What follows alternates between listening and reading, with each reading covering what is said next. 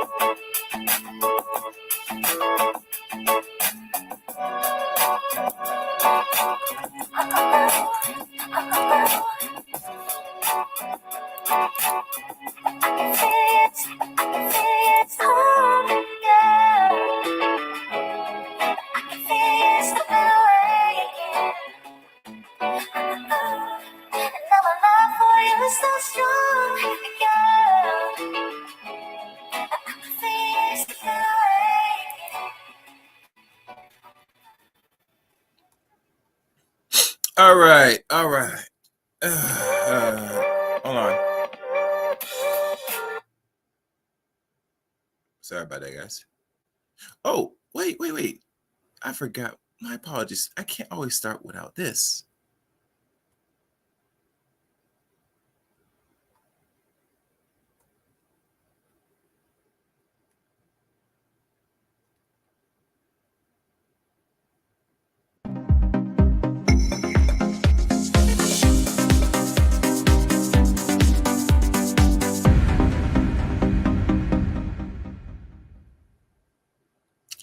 All right.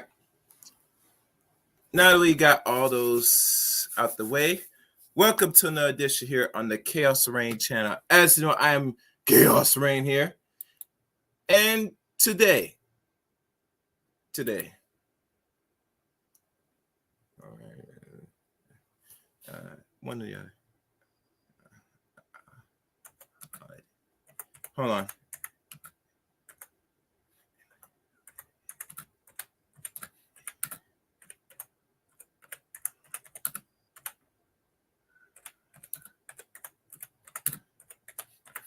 All right. Okay, so today, as you know, I have a special guest, another guest. And you know, one thing, as y'all know, and I apologize. Before I go to the subject, make sure you like the stream, share the stream. Don't forget, follow Chaos Rain at Twitter at Chaos Rain 7. Also, add me as a friend on Facebook, Eric Ray on Facebook, and join the Discord servers of the Chaos Rain channel. All links are in the About section. So now, the title for today's stream, as you know, is titled Tom Brady Failed. Did Tom Brady failed in his marriage? And it's funny, I'm listening to another app right now, and they talk about Tom Brady right now, ironically. So we're going to have this discussion. I might pull up an article, one, maybe two. But, you know, no further ado, I bring my special guest returning back, Dr. Blaque. Good evening, Dr. Blaque. Can you hear me? Good afternoon. I'm here. Can you hear me? Yes, I can hear you loud and clear. All right. Good afternoon, everyone. Thank you, Chaos, for having me on. It's a very important topic. Glad to be here. Yes. How's everything been on your side, Dr. Blaque? Coming off a good Thanksgiving. My uncle passed away this year. Him and his wife used to host Thanksgiving. I've been coming here to this town in Alabama for like the last 20 years, specifically on Thanksgiving. It's a tradition for myself personally, mostly for my family, but even when some of my family members didn't come, I made sure I brought my daughter here so she could know the extended family. And we'd always go to Uncle Mike's house, and it's very hurtful, very painful, a deep blow to our family. Every family has that one family member who is just uniquely special, that brings people together in a special way, that holds the family. He was one of those pillars. So it was a massive blow to the family to lose him this year. But I have been taking over the tradition of hosting Thanksgiving, and this is our second annual Thanksgiving at my home with my wife. She made an amazing. Hello, my audio went out. Hello. Can you hear me? Okay. Go ahead. I apologize. So my wife made an amazing turkey. This is our second time hosting in the absence of my uncle, and my thoughts and prayers to his wife and his children, my cousins. They're really working on dealing with that huge loss. But we hosted the family members who couldn't make it.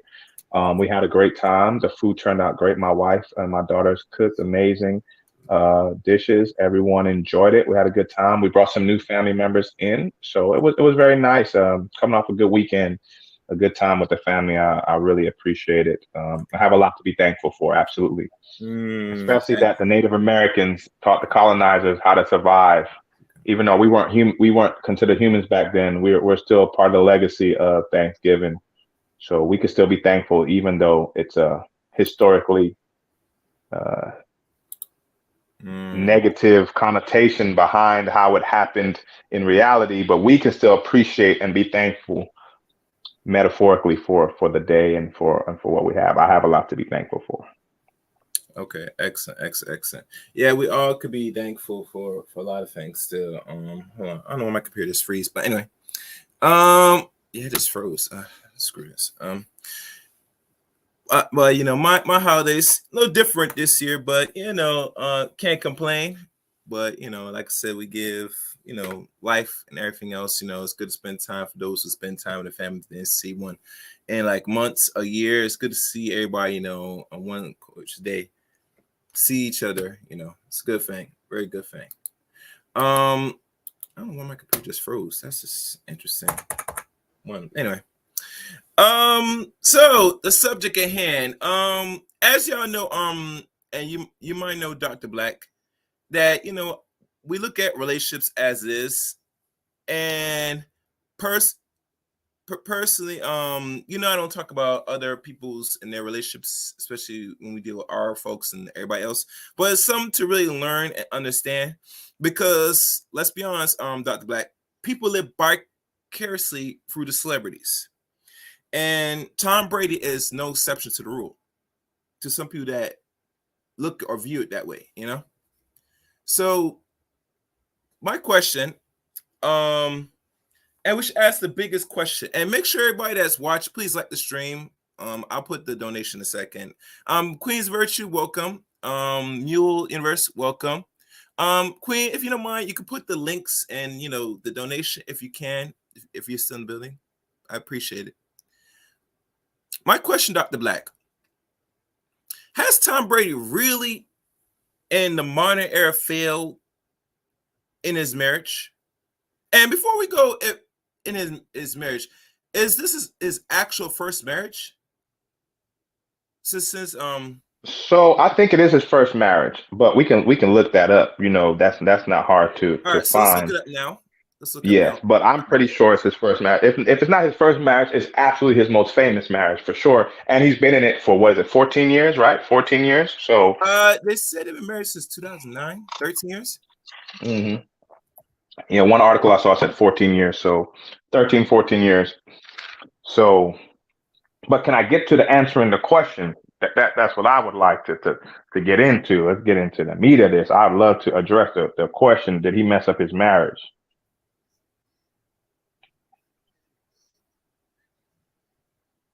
Okay. All right. I'm looking at it now, but all right. So with Tom Brady marriage, what is it that he really got right first before we go to the wrongs as a man? Married. Okay. So this is going to be controversial for those of us who are more modern, maybe less traditional. We could have a different view, and for a lot of traditional people, they may not agree, and that's okay. You don't have to agree. You do have to know where you stand as an individual. For those of us who are more modern, we say that Tom Brady did something great by marrying a woman that he doesn't have to financially support. You know, he doesn't have to always be the only income source for her. You know, she's great, but she came with money, and she didn't just come with little money. She came with hundreds of millions of dollars.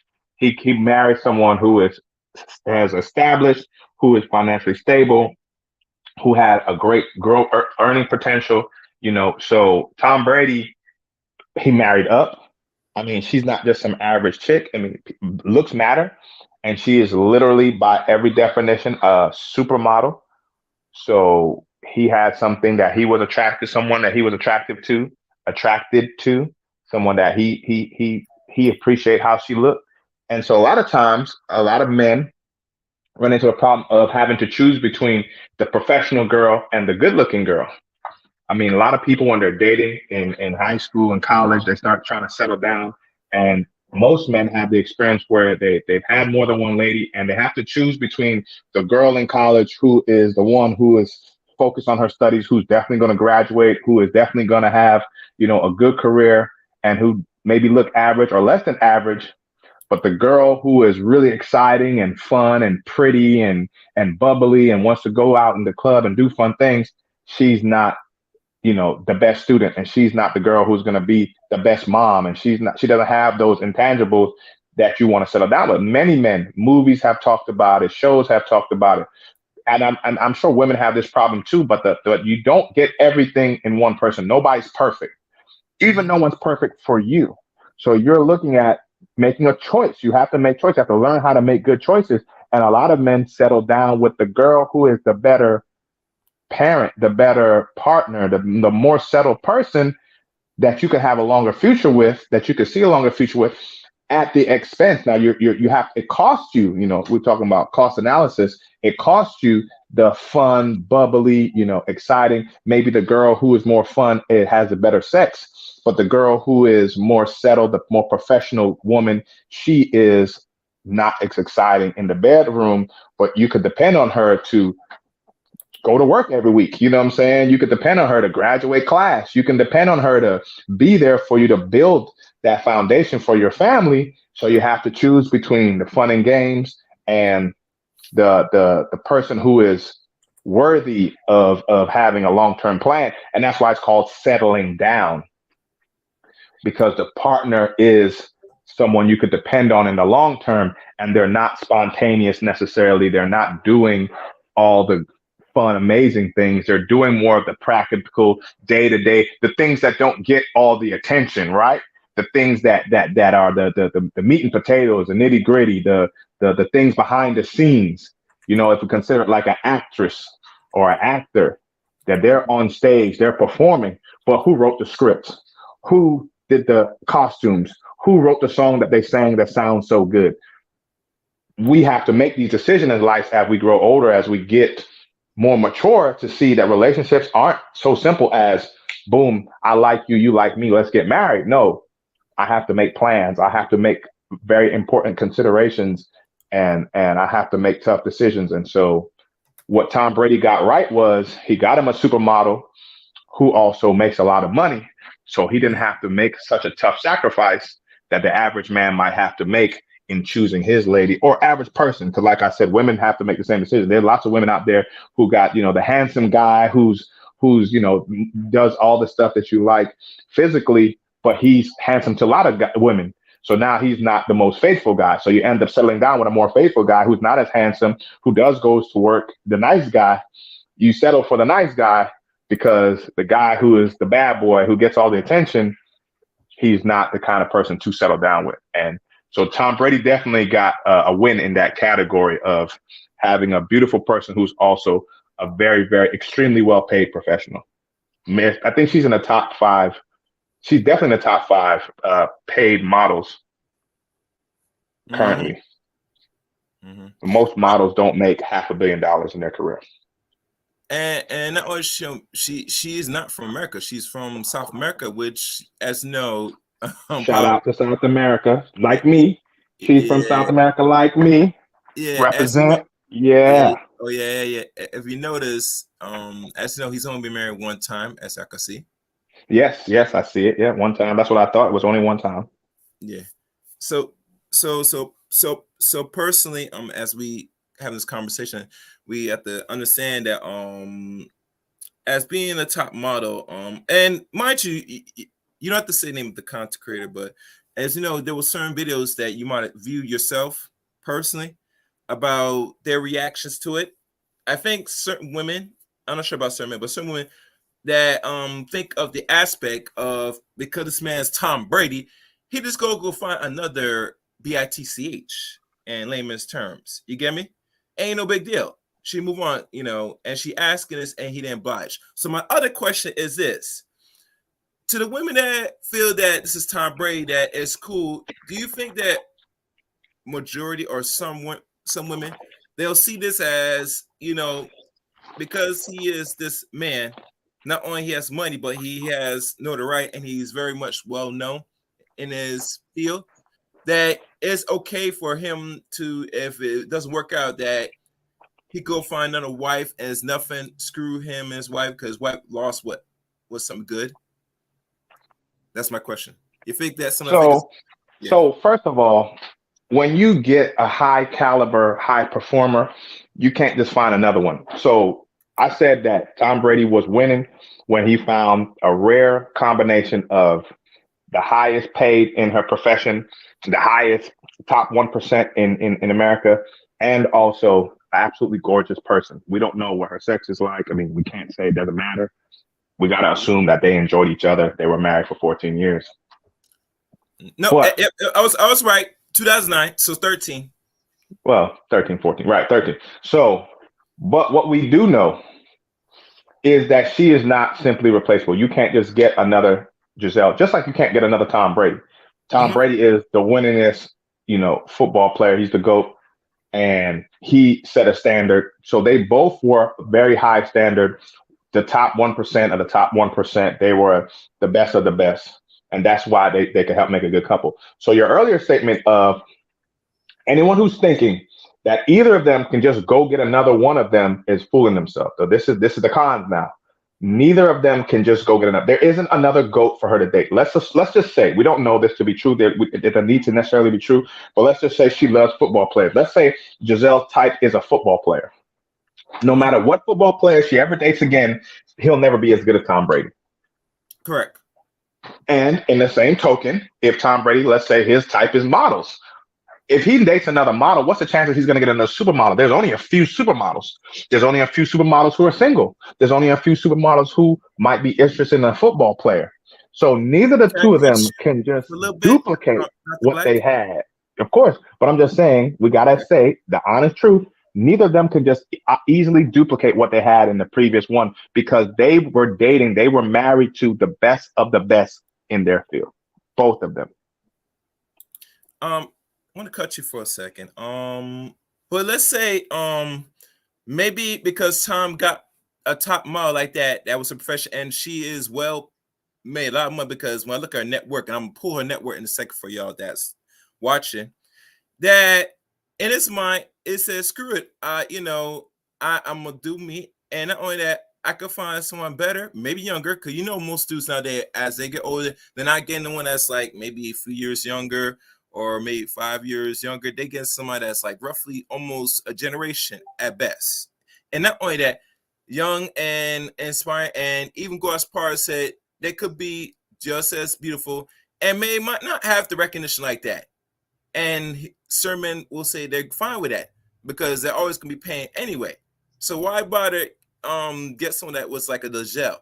I mean, I'm a man, I'm saying I'm paying for it regardless. So I don't need no one that's gonna be making more than me and is top at the time. I could just, what do you call it, date down, which most men, they say that's how it is with men. We date down. What's your views on that? So this is the problem with that. It's easy to date down. And I say this to women more. I'm the black male feminist. I'm trying to help women to understand the game from a male's perspective. Okay. A lot of women date down. And people who date down because it's easy. People who date down because they want more control. They want to be in control. They have a problem sharing power. They're not good teammates. So if your first instinct is to date down, your first instinct is to be selfish and to be in control. A lot of women have to deal with that. A lot of women have to deal with being controlled by their man. If you're a woman listening to this cast and you are concerned, or you haven't heard this before, let me be the first one to tell you that if a man's settling for you, or he looks at it dating down, that means he wants to control you. There, again, cost analysis. There's a price to pay for dating down. You don't get the best quality. You get something you can control. What are you getting in return? You're getting someone you can control, or at least you feel you can control. So if you want to be controlled, then you accept a person that you're underneath, that you feel or that you're dating up. And men deal with this too. The next man who probably dates Gisele is going to be dating up. We saw that my man Bill Gates, after daggone 20-some years of marriage, got divorced. Mrs. Gates went and married a teacher. Yes. I remember. So there's no angle in which he's not dating up. There's nobody in any teaching profession anywhere in the world who's a billionaire. Teachers don't make millions, much less billions. He went and dated the second richest or the richest woman in the world. I think she married him or dating him. So Mrs. Gates, as the second richest woman in the world, is dating a teacher who the whole profession doesn't make a lot of money. It's a real sacrifice to be a teacher. I'm a teacher. I know teachers. Teachers give up a lot. They're not in it for the money. So he's dating up. So it is okay. But guess what? He always knows. He always knows whether he's a man or not. He's a man, but she runs the show. by just the sheer power of her income. He has to always come at his wife, even though he's a man. He has to come at his wife in a way that's always respectful because she changed his life forever. She gave him generational wealth. Even if he divorces her, what he's going to get from divorcing Mrs. Gates is going to be more than probably all the teachers in his district, in his state combined. It'll be more than the pension that all of them are going to get paid out for the next 100 years. You know what I'm saying? So when you have someone who brings that much wealth, it also is a whole life-changing thing. People say it's not about money. I could just hear people now listening. Oh, it ain't about money. The people who say it's not about money don't have money.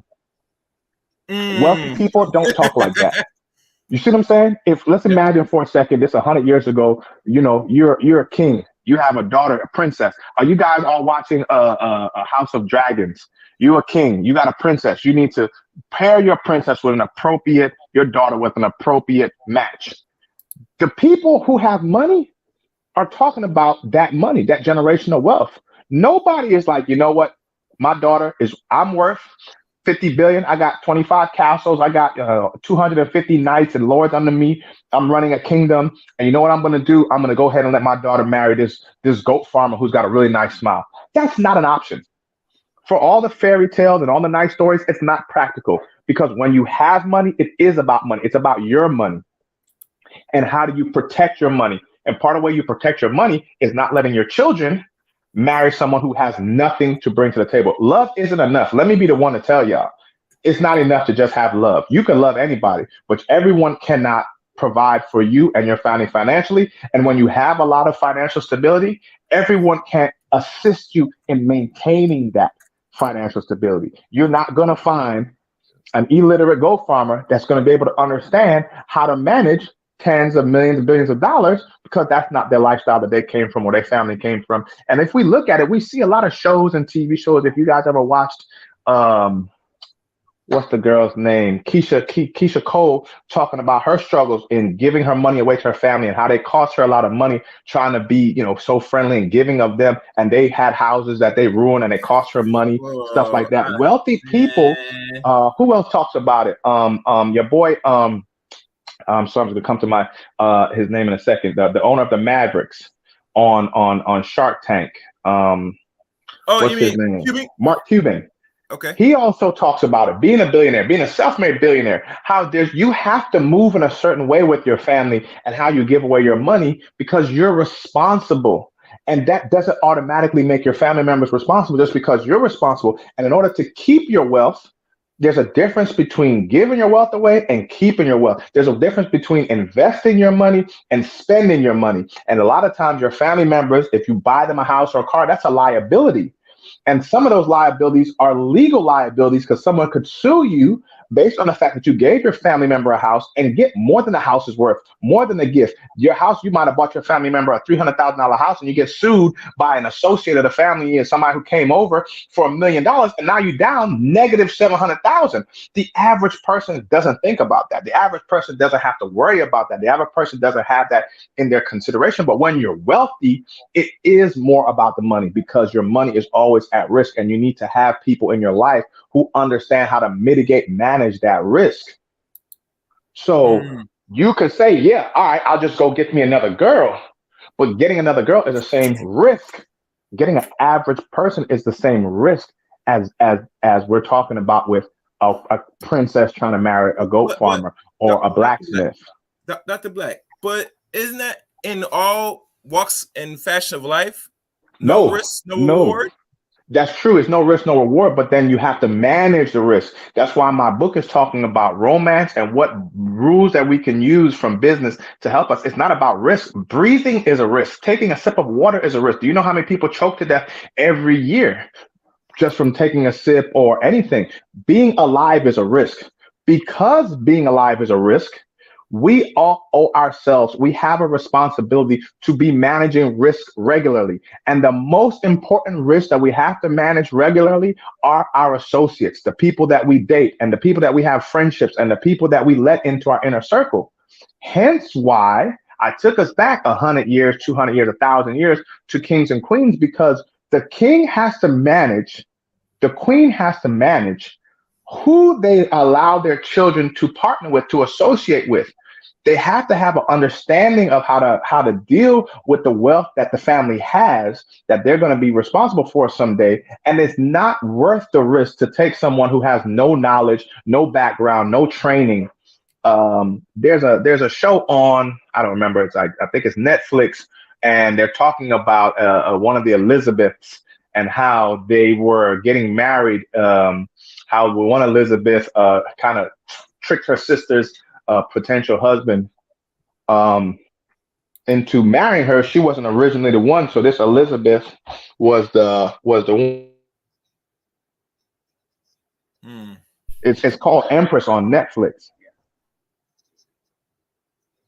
So Empress on Netflix is a show about how originally it wasn't Elizabeth who was supposed to be the queen, but she ended up making a special connection with the prince at when the sister was there to kind of court him, and he ended up choosing her.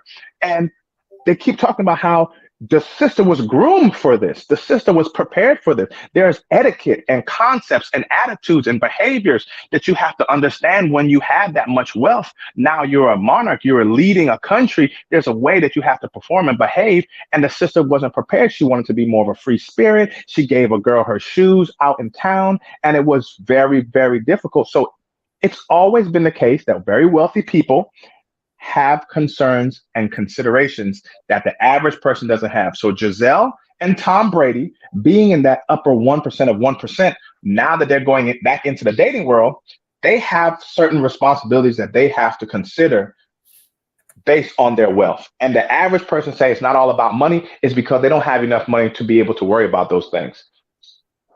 And they're mistaken, because when you get that kind of money, you already have to know better. You could lose your money dating the wrong person. I don't know if you heard, it was about 5 years ago, a young lady won the lottery, and she got interviewed by Oprah for how did she lose something like $100 million in less than 5 years.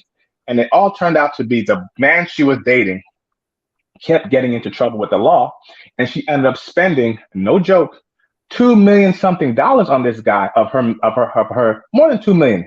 It was way more than 2 million. I think she won 100 million, and she ended up spending tens of millions of dollars on this guy, getting him out of court, getting him out of jail, paying for his lawyers. I mean, imagine this woman being so pathetic and desperate that she felt that she had to spend millions of dollars on a criminal. And this is why my page, this is why my book is being worked on. This is why I talk about to women on my page, I'm a Black male feminist. You need to know as a person, you need to be satisfied in yourself enough to know that I'm not spending tens of millions of dollars helping anyone. You just hit the lottery. There's no angle in which your partner could cost you tens of millions of dollars. It just cannot help it. This year, there's 8 billion people on the planet. Imagine what you could have done with $10 million, especially in the fact that you didn't have $1 million before you hit the lottery. Yet you spent your money on getting your jailbird boyfriend out of jail over and over and over again. You see what I'm saying? Risk management. I gotta say, it must be that dick. It couldn't be. It couldn't be, right? Hey, you could have scientists build you a dick better than that. Hey, it could not be the dick. It cannot be. You just have to be an idiot. You have to be a Hall of Fame idiot. You have to be the dumbest of the dumbest people in the world to think that you're going to spend money on a person like that instead of just breaking up with them and going your separate ways, saying good luck, figure it out. You have to be, there is no amount of money. No one on earth is that good in bed that you deserve to spend $10 million on them. No one. I don't care who they are. I love my wife. I'm not doing it. My wife wouldn't do it to me, though. My wife wouldn't do it to me. I didn't marry a person like that. I gotta keep real with you. Gotta keep real. We live here in the West, bro. Let's be honest. People do stupid things, and because some women up here, they're not really rational in a sense, so they do things by their feelings and what it feels good. I mean, they don't make really good conscious decisions personally, and I know that's fucked up. But for something like that, we having this conversation that a woman that's going to bail out a loser that's not worth shit, ain't about shit, not doing shit, and go broke, what it tells you about the people's decision making and who should get money. That's literally the point that I'm making. That you have to, it's not about him or the fact that he got into trouble in jail. It's about self. The number one hashtag on my TikTok and my pages are personal responsibility. Too many people out here dating and they don't know why. And at the core, they're dating because there's part of them that's missing and they're looking for external solution to the problem. I disagree. I don't think there is an external solution to the problem. If you have a hole in your heart, if you have something missing in your life, I don't think it's external. I don't think you should be dating or getting married, especially if you're missing something in your life. You have to work on you. It's about personal responsibility. You have to love yourself enough to know that under no circumstances, I don't care if I hit the lottery for $1 trillion, will I spend tens of millions of dollars helping someone who is purposely perpetuating crimes that costing me money. If he had a job and he wanted to daggone take care of himself, more power to it. Go out and do all the crimes you want. Personally, I don't know why you're dating someone who does crimes, but whatever. Once it doesn't cost me money, there's no one on earth, and I mean absolutely no one, that I would be spent. You might get $1 million out of me if I have 100. Maybe it's my wife. We go to court because, you know, we have that high of a level of living. It might cost that much for the lawyer, but there's a cutoff, and there's no number. There is a zero number next to girlfriends who would get help from me. Zero. If we're not married, you're my ex-girlfriend now. The moment you get into problems and you cry, you're my ex-girlfriend. You was my girlfriend until you start costing me lots of money. Because I don't need a girlfriend. I don't need a woman. I need to love me. And all of us need to love ourselves. And how we spend what we have, how we manage our wealth, if we're fortunate to get wealth, and if we're working on getting wealth, that's a reflection of our decision making. And this ties into Tom Brady and Gisele. Before Tom Brady got divorced, he was a billionaire. Tom Brady gets divorced, he's now half a billionaire, or 2/5 of a billionaire. Why? Because he couldn't hold on to his wife. She had the other 3/5 of his billion. What sense does that make? And if you say, oh, well, I can go get another girl, you sure can. But you just got rid of an asset for a liability. What sense does that make? Because he'll never get another woman that made as much as Gisele. It's not possible. Look at how goofy Tom Brady is. He could be the GOAT. But you really think a whole bunch of women with hundreds of millions of dollars are lining up to marry Tom? No, some regular women are waiting lining up to date him. Some regular women. And some of those regular women are like, listen, he didn't want to stay with a woman who had everything I had and some. He didn't want to keep it together with a supermodel. What chance do I really have? If you think about it, he didn't have to pay for anything. You know how a lot of men say, hey, we got to pay for everything. Well, what do you do when you don't have to pay for everything? To me, when you don't have to pay for everything, you got to have a different level of respect. You got to come at your wife differently when she makes more than you. And a lot of men don't want that. Back to being selfish. They want to be in charge. They don't want to advocate any of their so-called authority. And if you're that kind of man, you understand that. You make sure you communicate that to the people you're dating. And if a woman accepts that, more power to y'all relationship. But if you're a man like me, I've said before, my wife works for NASA. She makes great money. That means that I got to come at my wife differently. I don't get to tell my wife, this is what we're going to do no matter what you say, this is how it is. Every time I have to come at my wife, like, can we discuss what the plans are going to be? This is my idea. What are your ideas? And my wife being somewhat traditional, she's always very understanding and always willing to let me lead. In most cases, every now and again, she has her say. And it should be that way. Why? Because I don't have to pay for everything. I could pay for everything, but I specifically got a woman a partner who can bring top dollar to the team so that I don't have to pay for everything. Because instead of me paying for everything, I now let her pay for some things and I invest some of my money into other businesses, like my real estate business. Because wealthy people understand having an asset versus having a liability. If you go out and date one of these regular ass girls who is a stripper, so she can do all the twirls and the flips and the whatever, but that's a very short lifespan of a career. Or if you get a girl out of McDonald's or a fast food restaurant, or if you get a girl who is just regular, you know, not a nurse, not an RN, but you get the nurse's assistant, you know that's always going to financially be a liability. It's always going to be your responsibility as a man to pay. And a lot of men want that.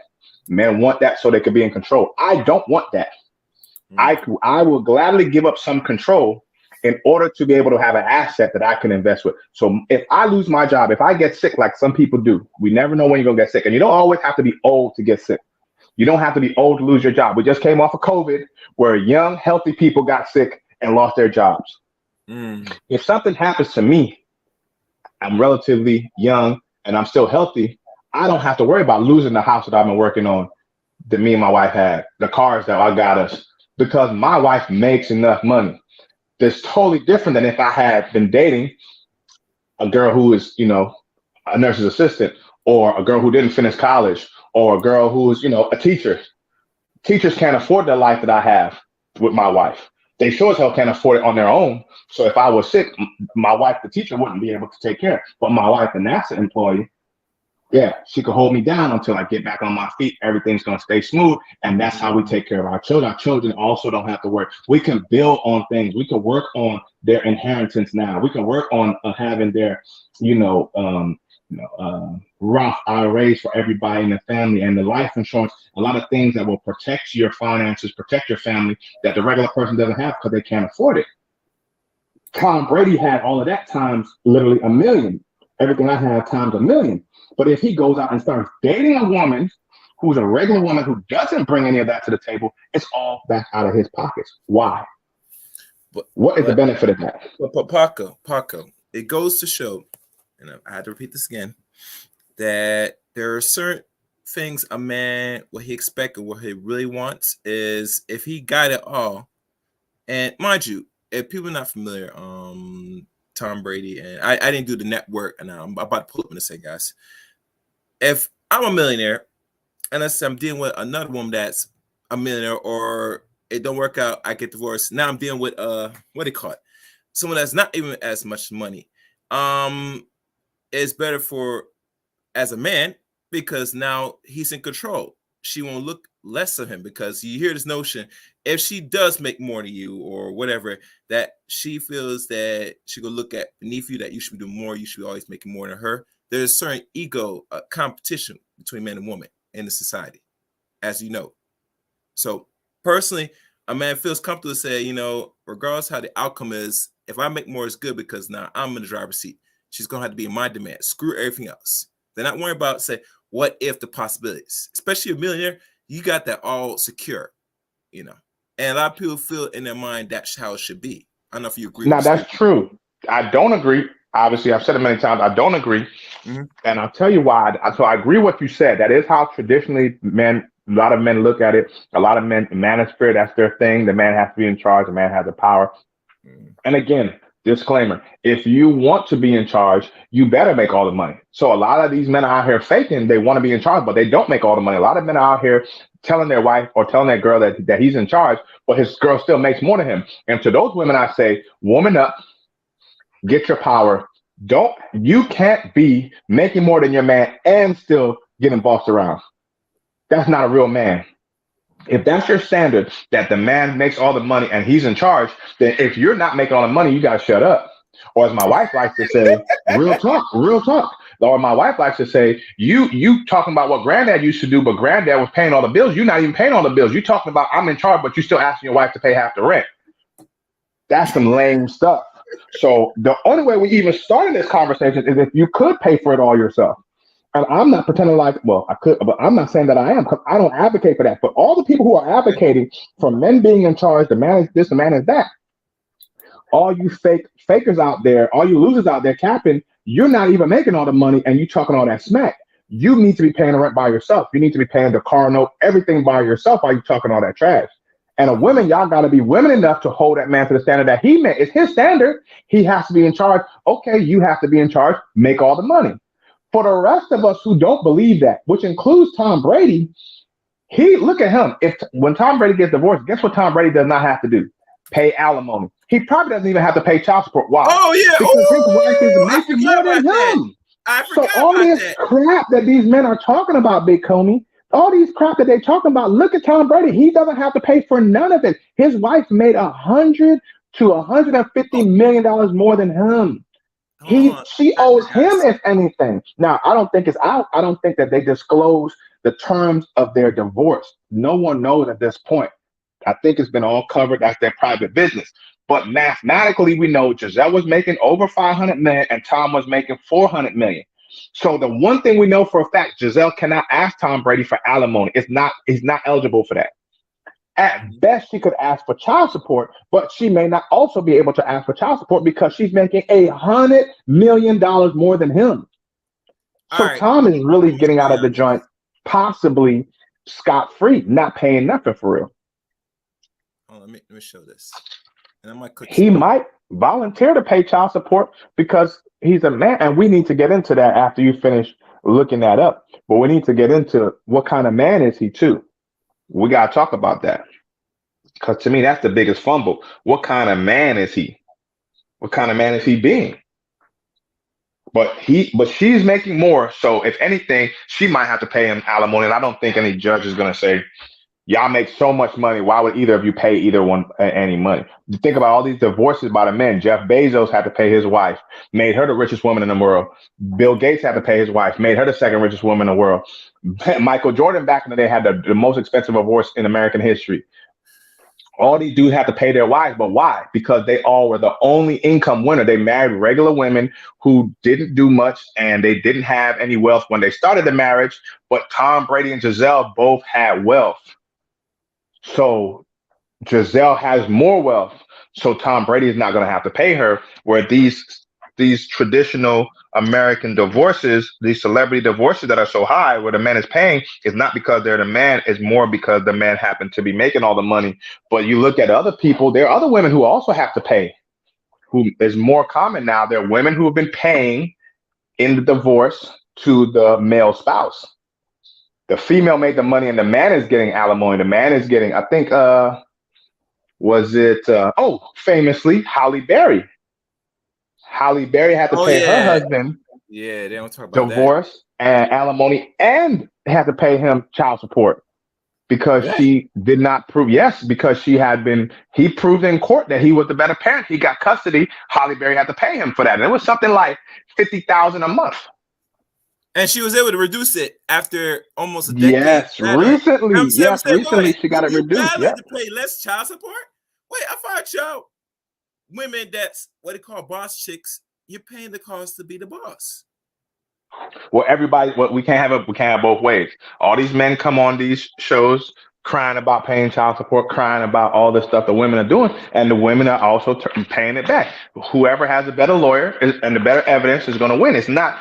The point is, the manosphere trying to make it sound like the courts are on the women's side. Well, Halle Berry didn't have that experience. She made way more than her husband. She paid him child support. She paid him alimony, and then she got it reduced because the child got older. It had nothing to do with him. It has to do with when your child gets older, you pay less. It's simple math, right? But it's funny that I don't hear much stories of a lot of dudes that go and try to get reduced. They're having a hard time, and it makes me say you should be able to get reduced if your child's getting older. I don't know if every state's different when it comes to child support. Do you agree, disagree? Or absolutely. I just said that. I totally agree. You should be paying less as your child gets older because your child needs less attention 24/7. Your child is more independent. Your child's able to take care of things, ride the school bus, be in school 8 hours a day, maybe 9 hours if an after school program, all that. So you don't need the money that you would have needed for, let's call it child care when a child is young. Babysitters and daggone daycares are extremely expensive. So it can go down, and it is state to state, but in general, it can go down as a child gets older. Absolutely. And so for women and men, you just apply. But some people don't apply. Why? Because some people are looking at it like, that's my baby. That's my child. I've been affording all this time. I'm going to keep supporting. It's not about the child. And that's the problem that's the weak argument that so many people try to make.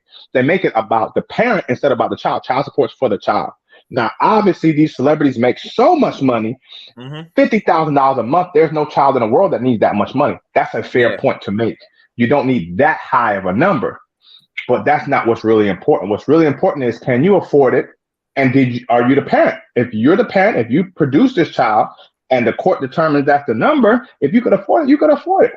I mean, I was paying child support for my whole child's youth before she turned 18. I didn't get no reduction. I was paying what I was actually, I never ended up going to court, but what my baby mother agreed to, I paid all the time. That's why we never had to go to court. So she never said, go ahead and pay less. I never had that, and it's not a thing. But Gisele looks like she's going to be, if anything, paying Tom Brady. Wait, before you continue, I noticed there are a few people in the comment section and chat room, and it's fluctuating a bit. Please, as y'all comment, hit the like button. I will look at the chat room from time to time. But as y'all come and hit the like button, as you know, this is a conversation that we should probably have a dialogue and discuss, you know, with Dr. Blaque and myself, Tom Brady, and the failing marriage or marriage, whatever. Continue. Sorry. Nah, so you know, I was saying that Tom Brady might be the one that has to pay, get paid because he's making less, and so that defeats this whole argument that these dudes are out here making, that the court is on the women's side and women get all the benefits and da da da da da. If you're the better parent and you got the evidence to support that, fine. If you want to be the parent, and that leads to the really important point of this discussion: where did Tom Brady really fail? Okay. I don't think that Tom Brady had to stay married to Gisele. So this is a two-part answer for me. Where did Tom Brady really fail? One, I already stated, he had one of one. There isn't a duplicate or a replacement for Gisele. If he felt like she wasn't the right one, he shouldn't have married her. Or if she turned into the wrong one, he should have gotten divorced sooner. But he got divorced now. And he got divorced now. Why? We don't know everything. We're not in their relationship. But from what has been reported, she did interviews, he did interviews. From what has been reported, Gisele has been asking Tom Brady to retire from football for 5 years. Tom Brady finally gave her a date after his last Super Bowl win. What was that? 2020, right? He won the Super Bowl 2020 with the Bucks. And he told her, I will retire. He came back again after that and played. Then last summer, he retired for daggone 40 days and came back again. And that seemed like it was the final straw, because basically Tom Brady's not a man of his word. He keeps telling his wife, the only woman that matters, that he made promise to her that he will come home and spend time with the family, and he's not doing that. And the worst part is there's no excuse for it. His football career is set in stone. He can never be any better than he is. Getting an 8th Super Bowl ring won't make him better. Breaking all the passing records won't make him any better. He is the GOAT already. There is no more height for him to go. So we're all selfish. People should be somewhat selfish when it comes to their career, but he's being obscenely selfish now. He's being ridiculously selfish now. What can he accomplish? What, again, cost benefit analysis. What is he gaining by staying in football that he hasn't already gained? Because it's costing him, especially from his wife's perspective, the time with the family. So on the one end, he broke a promise to his wife. And that's, to me, the smaller issue, the smaller thing. He broke a promise to his wife. He doesn't really want to be home with her, whatever. He told her he would divorce her. He didn't. That's a smaller issue. The bigger issue, too, what kind of man is Tom Brady that he produced children and he doesn't want to be with those children? Because you could say, hey, my wife, you know what? I've been with her for a decade. She doesn't do what she used to. She doesn't talk. We don't have a relationship. I've outgrown her. She's outgrown me. We have to go our separate ways. What does that have to do with the children? You still have a responsibility as a man, to be with your children, to be a father to your children, to spend time with your children, to guide your children, to care for your children. It's not enough just to give child support. And this is what I keep bringing up every time we in these conversations with these guys in the manosphere talking about men and children and the community. If you're a man and you're crying about child support, one, man up, pay that damn child support. If you can't afford it, get another job. That's your job. Stop having kids if you don't want child support. But two, child support isn't enough. At best, the financial aspect of a human being, a small human being that we call a child, is a third of the responsibility. A third. At best, if you only pay child support, you're still only doing a third of what the child needs.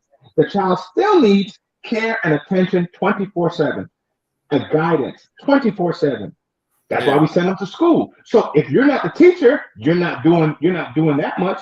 If you're not daggone helping them with their homework, you're not doing that much. If you're not coaching them and helping them find a sport or activity that they like so that they can be well-rounded and they're not just academically inclined, you're not doing. If you're not wiping noses and changing diapers and helping with the medical and all that, if you're not their doctor, you're only doing your small portion by paying the child support.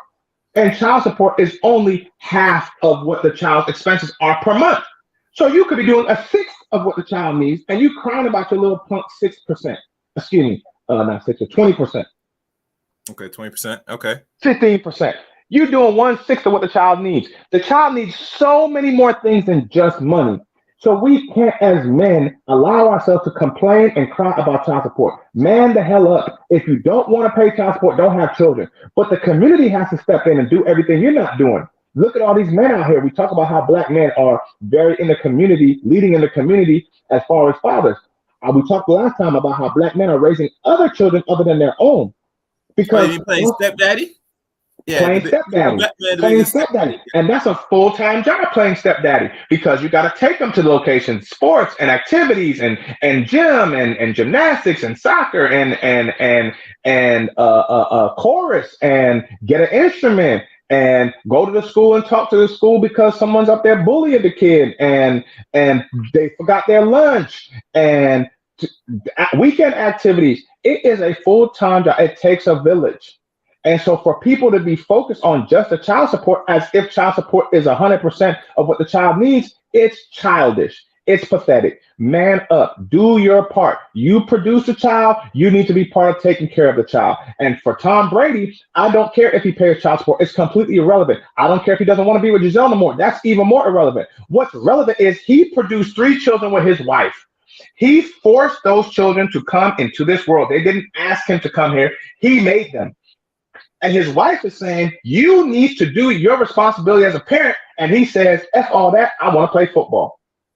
You can play football. You've been playing football for 20 damn years. When are you going to be a parent? So the children need to raise themselves until he gets around to it. That to me is the ultimate disgrace. That to me is the biggest issue.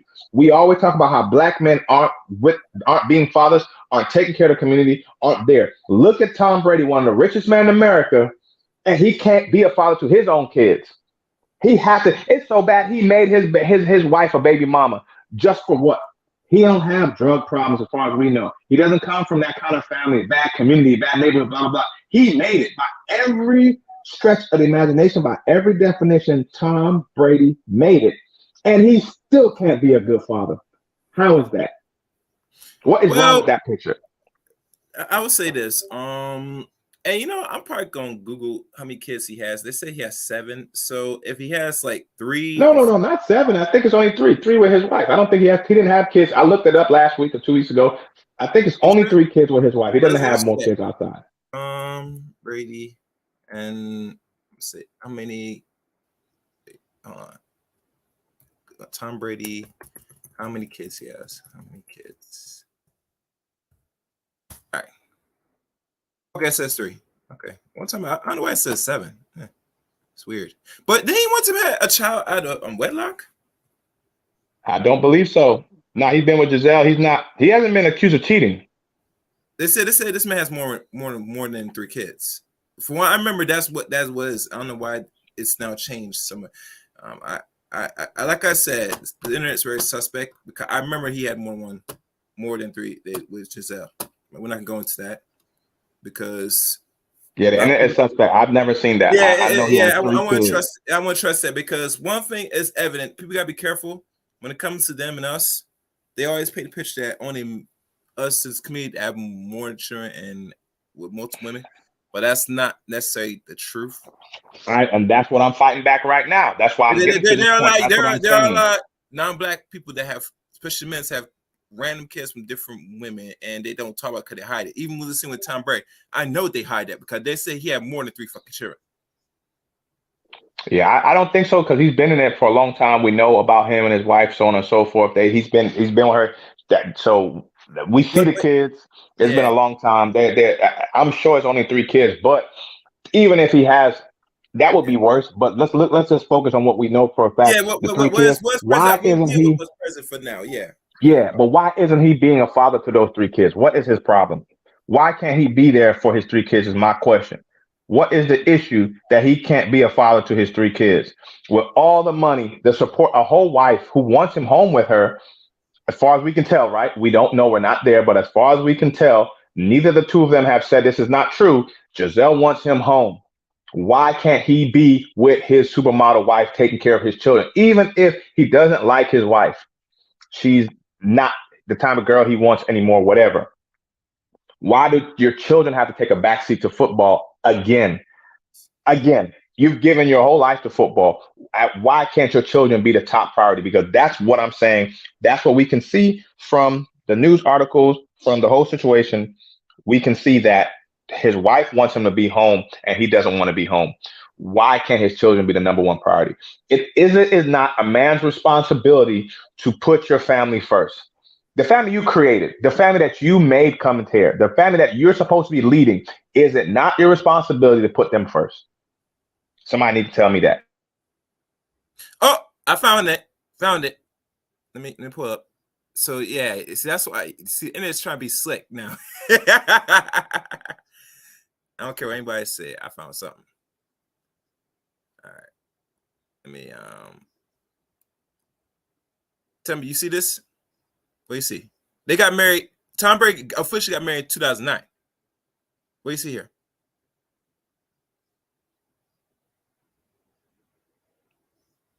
See it? Dr. Black? All right, you know, see it. Okay. Let me see. Is my internet working? Y'all hear me? You're muted, Dr. Black. You know. Make sure you guys. Oh yeah, I said read it because it's really small, so you gotta read it. I read it. Matter of fact, see if I could blow it up. Let me blow it up for you so you can see it better, because I want everybody to see. It says that Tom Brady had a baby with before he got married. Tom Brady and Bridgman welcomed a son in 2007 after ending their 3-year relationship. So he Who is that? He was in a relationship with Bridget Monoya. Okay. So, and that's just one that I had to really find in the internet. But the point is this: I want people to be clear that don't feel because these Europeans they knock up women that they're not going to say, "Oh, I got married." That's not the case. That's bullshit. That's a lie, you know. But the focus is really on his failed marriage. But I just want to create a picture that people should understand. Don't think that these other group of men are any better.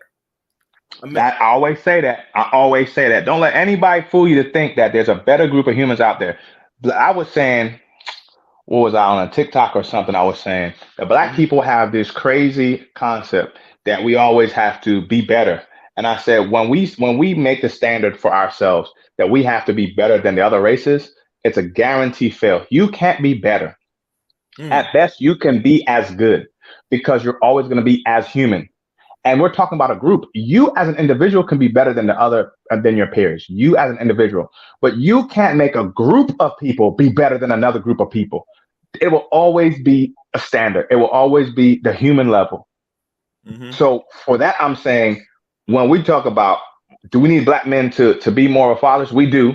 But we don't need them to be the best fathers. We don't need them to be the best. We don't need them to all be fathers any more than we need all white men to be fathers, or all Asian men to be fathers, all Latin men, because we can't. And we never say that. And then people were taught with this idiotic phrase, well, that's not my people. I ain't worried about them. It's irrelevant if you're worried about them or not. The question is it possible to make black men better than all the other men in the world? No, it's not. You have no such power. The only thing you could do is make yourself better. Personal responsibility. You can be the best you could damn be. You could take care of your children. You could be committed to your family. You could do your thing. But you can't make a group of people anything. Leadership at best is to get them to the standard. And if we're lucky. But it's an absurd concept to say we need black people to be better. We need black people to be the best. Black people need to lead in this and that and the third. Black people are not a monolith. Black people come in all shades, all locations, all backgrounds. We're not all poor. We're not all rich. We're not all hood. We're not all bougie. We're not all from the United States. We're not all from Africa. All of us are all different options. And to make it seem like there's one way to make us all one thing, it's impossible and it's unnecessary. There's no reason to even attempt that. I said this is an example. Do you think these rich men, Jeff Bezos, I posted on Facebook, I was talking about it. Do you think Jeff Bezos, Bill Gates, other rich white men looked at the people who attacked the Capitol, the MAGA crazies, all these hillbillies, rednecks, majority of them, not all of them, but majority of them were, that's a stereotypical MAGA person, a hillbilly or redneck who joins these racist far-right groups. They attack the Capitol. Do you think Jeff Bezos was sitting back like, man, that's really embarrassing. Look at how they made white people look bad. Nah. Do you think Bill Gates was like, dang, they're really making us white people look bad? Nah. So why do white people get to live do their thing, be successful, and be representation of themselves, and not have the whole white community be representing them. But black people, if a black person does something bad, so they're like, look at Kanye, look at Kyrie, they embarrassing Black America, they doing it again. They're not embarrassing Black America. They don't represent me. No, the video I posted was a guy talking about how black people only one who fight over other women, like Takeoff and oh boy, Takeoff got shot, unfortunately, RIP. But the whole Offset and Takeoff or whoever it was with Takeoff when he got shot, that was like it was a beef over some girl or something. Only black people do this. I'm like, that don't say black people do this. Don't make it like a black thing. Takeoff doesn't represent me. I don't hang out in no alleyways shooting craps. He's like, they have money and they're celebrities and they out here shooting crap, then end up getting shot and killed. Only black people do that. That's not true. It's not only black people who do that. All groups of people make poor decisions. Again, look at these hillbillies attacking the White House. Excuse me, the Capitol building. Does that represent all white people in America? Many people would say no, and I'm okay with that. It doesn't represent all white people. But it's short, just as those 1,000+ people attacking the Capitol don't represent all white people, I'll be damned if Takeoff represents me because he made a mistake. That's not me. I'm a black man. That has nothing to do with me. He went and made a bad decision, and he paid for it with his life. That ain't got nothing to do with me. And black people need to stop taking on this burden of being represented by the worst of us. It's racist. It's a semi-reverse racism in your mind, because the propaganda by racism built into the American fabric have black people always feeling like they have to always do better. It's never good enough. Well, if you know that you're doing well, or you are committed to doing well, you can't let racism of America, you can't let white America put these racist ideas in your head and then have the audacity to spew them out and repeat them. It's racist. You can't control black people. The worst example of a black person doesn't represent the black community. If you're black, you have to know that. You have to know that you represent you. You represent the black community. You're doing the good thing. You're a representation. You're not responsible for some random dude in Memphis shooting craps in the alley. What the hell is that? Do you think the Chinese people over there, billionaires or running their country, or the leaders are over there thinking, dang, there's a couple Chinese people in Chinatown in New York acting up, man. They really making us Chinese people look bad. No, they don't think that. No more than we should think about some random person, a random state in America making us look bad, because they don't represent the whole community. They represent themselves, and unfortunately they did what humans do, and that's fine. It's part of being a human. It has to be that way. Just like I'm sure no white men who are out here saying, I'm faithful to my wife, I love my kids, I would never. The football players who retired say, I want to spend more time with my kids. Do you think they look at Tom Brady like, dang, Tom Brady's making us look bad? Making us white football players look bad? No, he's not saying, they're not saying that, because that's not intelligent. Well, my answer, I gotta be fair and honest. The answer to this problem why when a black person, man especially, and we can say woman, but when we do it, they represent us as a whole, because it's a Ponzi game. We live in a predominantly, white country, and they have to keep painting the negative picture and stereotypes. And all black person that a man or woman, when they look at that and they portray us, especially ones that have money in a very negative light, they had to keep pushing that stereotype going, because we accept it instead of just saying no, it's not, and push back like anybody else. But most black people, when they see some Dr. Black, personally, they believe it from the media and they accept it, and they point the finger at the next black person, which is really stupid and makes all of us look very. It's propaganda. It's what they've been doing to us since the beginning. That's how it's always been. Propaganda is. But we got to be better now, right? Now we got to be better. We know it. We see it. We got to be better. So when I see it, I call it out every time. This dude made a whole video. You can go on my page. Y'all can check it out on Facebook, Paco Abrigo or at Dr. Black. You can see it on Facebook. The video of a man talking about a content creator off of TikTok. He was complaining about how Takeoff represent the black community. Only black people do it. Do you think Leonardo DiCaprio was arguing with Jeff Bezos about a girl? He's like, we would never do that. They're too rich for that. But black people want to go out here. Black celebrities want to go out here and kill each other in a crap game. I was like, that's a false equivalency. That's nonsense. And the fact that and this is one thing that really annoys me. I hate when people pretend to be smart instead of being smart. Again, I hate when people pretend to be smart instead of being smart. So he thought he was trying to be smart by making a point that, hey, black celebrities need to set a better example. And he could have just left it at that. But he's saying this represents the black community. I was like, well, does all the black lawyers represent the black community? All the black doctors, all the new graduates from all the HBCUs, does that represent the black community? Why are you over here crying about one person unfortunately losing their life? I'm sorry for their loss.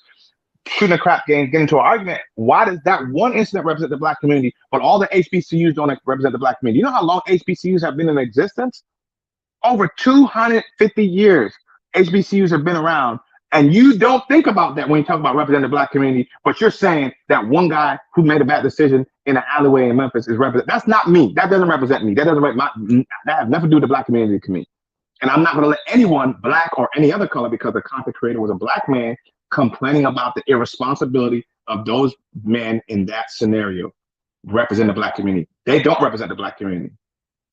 They represent themselves, and they pay for that. The man, unfortunately, paid for that with his life, and we're sorry for that. But I'm not going to be that fool. I'm not going shooting crap, getting into no argument, nobody with no gun in no alleyway. I have a wife. Why would I be in an alleyway? If you want to shoot craps, go to Vegas. And those of us who are high value men, we don't shoot craps in nobody's alleyway. Think about it. That unfortunately, Takeoff, he had money. I don't know what he was thinking. If you want to shoot craps, go to Vegas. They got a whole table. Play some roulette. Play some blackjack. What are you doing in the alley? That's not representing the Black community. That's represent foolishness by somebody who just got a Darwin Award and just took themselves right out of the gene pool for not using their brain to the maximum capacity. But back to Tom Brady, sir. Why can't Tom Brady be a father? So we need to stop worrying about, this was my point. I really want to come on the show and make this point. I would love to hear anybody who in the chat or anybody want to call in and address this. Why can't Tom Brady give up football for his children? If you think that his wife didn't deserve it, he don't have to do it for his wife. We don't have to argue that. That's your opinion. I'm fine with that. But who can argue that Tom Brady's children don't deserve his 100% full time and attention after he's given it to football all the attention? And remember, football, you might think it only play football for 6-7 months. That might be true, but it's professional football. It's the NFL. It's the highest level. And being a quarterback, you have to put way more than 6 months in. You have to put 8, 9, 10 months in, because you prep for the preseason. Then you have the preseason. Then you have the full season. Then you have the playoffs. Boom, you had 8 months right there. Then you might have some time for there used to be, not anymore. It used to be the daggone the all-pro game. You know what I'm saying? So it is more than, so for anybody who thinks it's only half the year, it's no big deal. Even if half the year, why should your family only get half the year with you? Is their birthday going to just change to another month that's convenient for the football schedule? Is the prom going to change to another month that's convenient for the football schedule? Homecomings, the dance, the recitals, whatever. They're rich children. They could do anything. They could be artists. They could be singers. They could be musicians. They're supposed to just forget all of that because dad's playing football. Okay, you've done that for years. At what point does he say, your life, preparing you for adulthood is my primary responsibility. You're the most important thing to me. And I gave up something. I gave up working overseas to be with my family. I personally am dealing with this. For those of you who know, I've been overseas for almost the last decade. And my wife and daughter said, listen, we just want you to be home. And I didn't take a pay cut. I took a pay cut to an extent for a moment until I supplemented that with my investments. But the point is, I had to make sacrifices. But guess what? I'm a married man. I made a commitment to my wife and my daughters. So when they make that request, that's part of the commitment. So my question is, since I did it seamlessly, my wife doesn't make millions or hundreds of millions of dollars, and I still did it seamlessly. My wife was prepared to do whatever she needed to do to help me to make the transition. Why isn't Tom Brady able to do the same thing? And more importantly, why can't we hold him to that standard? Why isn't anyone saying Tom isn't necessarily failing as a husband, but he's absolutely failing as a father? Why isn't that important? Somebody got to talk to me. Well, that's the answer some people need to ask themselves. Personally, and link is in the chat room for those who want to come up, ask the question. Personally, after you have fulfilled purpose, and last time I checked, quarterback is somewhat the safest position in the NFL to a degree, because there is people that survive more than 10 years into it. My thing is this, that, what other purpose you have after fulfilling all obligations? It's like a person said it best, that a person's going to play until a serious injury happens, then they have to be forced to stop. But I'm thinking, why would you want that to happen while you're still able, body and mind? And we know out of all sports, this is one of the most rugged and dangerous sports to be still playing after a long period of time. because one of the main causes and dangers for football is, if you know, Paco, is what? Concussions. Yes, sir. What is Besides it? bad knees. CBE, whatever that is, where you too many concussions are causing those chemical damage in your brain, causing you to have violent outbursts. Will Smith made a wonderful movie about it. Oh, you mean, where yeah, they I did remember discovered. that. Yeah, I remember that movie. Yeah, what do you call Yeah, it concussion? all comes from concussions. I think the name of the movie is Concussion, but the syndrome or the sickness is called CBE or something like that, concussion something syndrome or something. But yeah, it's a real thing. It's more than just concussions. It's what the concussions do to your brain, and you can't discover it until yet. They haven't found a way to discover if the players have it until after they die, and they can dissect the brain. So it's really bad because as long as you're alive, they don't even know that you have it. And then you do some many violent outbursts until you kill yourself or kill someone, and the police end up killing you. And that was what the whole movie was about. Concussion was about this serious thing. And so that's why the NFL has gone to the better helmets in the last 10 years, because they never wanted to admit it. The movie was showing how Will Smith was the character. The doctor had discovered it, an African doctor. I think he was from Ghana, and he discovered it, and he had all the information, but the NFL blocked it I and think he's blocked it and blocked Nigerian. it until they I think he's find might have been Nigerian. Nigerian. Okay. He's Nigerian. And they finally had to admit it by the end of the movie, even after they dang near ran that poor doctor. He had lost all everything going up against the NFL. And now, since then, it's been more than 10 years now, concussion protocol, right? If you guys are old enough to remember 10 years ago, I'm old enough to remember 10 years ago, there was no concussion protocol. You got a concussion, you say you feel good, you get back in the game. 20 years ago, 30 years ago, there wasn't even that. You got knocked out, they gave you some salt and put you back in the game. You know what I'm saying? So thank goodness we're treating players better. We're treating human body with more respect. We're learning about neuroscience and these things. And yes, concussions. So why would Tom Brady risk, even though the NFL is so sweet and kind of quarterbacks now, is so cake for quarterbacks now, why is he risking any injury? Why isn't 20 years and being the best player in NFL history enough to make time for your family? Or let me put it a different way. What kind of low life do you have to be to ignore your children after you've had so much success in your career? And I'm not saying he doesn't talk to his children at all. Well, I'm not saying he doesn't love them. I'm saying, at what point do the children become the priority over your career? If you can afford it, right? Yeah, I think one of the biggest thing is glory. Some people do it for glory and say, I want just the attention to know, say, I'm this still big bad quarterback of 7-8 time champion, and I've broken so many records over my 22-year career at best. And I think I still have more in the tank. And as long as I'm still able-bodied, I have the potential to win another ring. You know what I'm saying? We just need 1-2 piece here, and we're right back on the mix. And like I said, it's probably going to take a serious injury for him to stop completely at 45 now. And I'm not sure what's the oldest now as quarterback. I think Brett Favre was the oldest. I think he was in like late 40s. I got to double check when he retired. He retired in 2019, I think, or one of the years. But he played a very long time, bro. You know. Yeah. I thought Tom Brady had passed him in that, but you might be right. It could be Brett Favre. Yeah, I think it's Brett Favre. But like I said, it is somewhat a safer position in that field, but it's no guarantee, like anything else in life. And let's keep it real. You break the record of all sacks, which no person wants to break, because when you get sacked, it means, yeah, you play long, but you've been sacked as well. But that's another story. But like I said, for him in his mind, that as long as I can still move and throw the football and have my brain functioning, I'm going to risk it all. You get me? And let's be honest. I mean, certain women will say personally that who cares? The men, these kids, all you do is give them a nice little a card, and they buy anything, they're good with it. They don't have to really see much of the input of the father. And I mean, to me, that's very uncharacteristic, in my opinion, because nowadays, I think we definitely got to talk about that. Yeah. We are on here defending men. Sometimes you more than I, but we both are defending men. We're saying, listen, don't talk down to men. The black man isn't the scum of the earth. We're not all just doing wrong. If we can defend black men, then we got to defend all men on this. And Tom Brady is an example of what's wrong with a man who cannot make his family a priority. You're not, I personally don't, you're not a real man if your family isn't a priority because you are the leader. He says you declare yourself the leader. And even if you're not a leader, you're one of the leaders.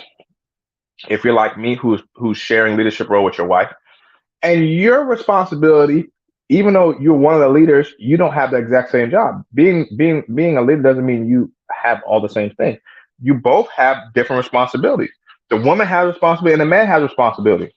Each partner has a responsibility. And how could Tom Brady pass up on an opportunity to step at the plate and be his best in his responsibility as a father? How is that okay? Why are we not burying him? He should be, excuse me, he should be. Paco, keep talking. I gotta handle some. Somebody's hit me up. For sure, I got you. But Tom Brady should definitely be scorned, and we need to make it. Society needs to make it a very clear point that dang Tom Brady, you're the GOAT, and now you need to be the GOAT of your family. You need to be the GOAT for three children. You need to be the best dad ever to them. You need to do a job that is supposed to take the rest of your life to do. Your football career, 22 years, great. You did a great. You did the best job. You did as good as any player's ever done. You did better than any player's ever done. And now you need to transition to something else. It would be like saying I'm going to be in high school forever. Great. You were the high school valedictorian. You were the high school football captain. You were the high school homecoming king. And now it's time to graduate high school and move on to something else. Tom Brady, you've done great in football. You've done better than great. You've done better than anybody expected. We remember you coming in for Drew Bledsoe and looking shaky and not being particularly good and having that daggone little new arm you had and being a dipper and dunker, just making those short passes all the time, nothing particularly impressive. And then you roll off Super Bowl win after Super Bowl win after Super Bowl win. And now we see that you are really something special. Whether we like you or not, I remember my team, the New York Football Giants, defeating Tom Brady and getting 2 Super Bowls off of him. And we appreciate him donating those to us because he couldn't beat our squad. And I was thinking, I don't like Tom Brady. And then I keep watching him win and win and win. Then he leaves New England and goes to Tampa. And whatever you say, I could appreciate that kind of gut. We know that the real winner is Tom Brady over Bill Belichick, which we should have known. It's always a player over the coach. But hey, having a Hall of Fame coach helps a lot.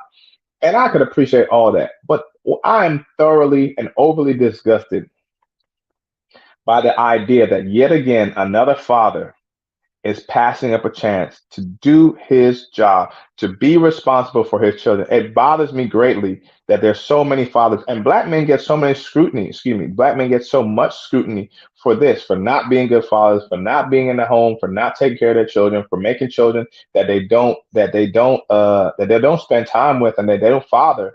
They only father them, by donating sperm, but they're not a father to the child. I mean, we talked about Nick Cannon too. Nick Cannon, I think they said, I read an article, or I just read the title of an article that says Nick Cannon is expecting 2 more children before the end of the year. Don't know if that's true, but I think Nick Cannon is up to 12, 13 children now. And I've been saying to my wife, what is wrong with that? What's wrong with that is that Nick Cannon can't possibly be a parent to all those children.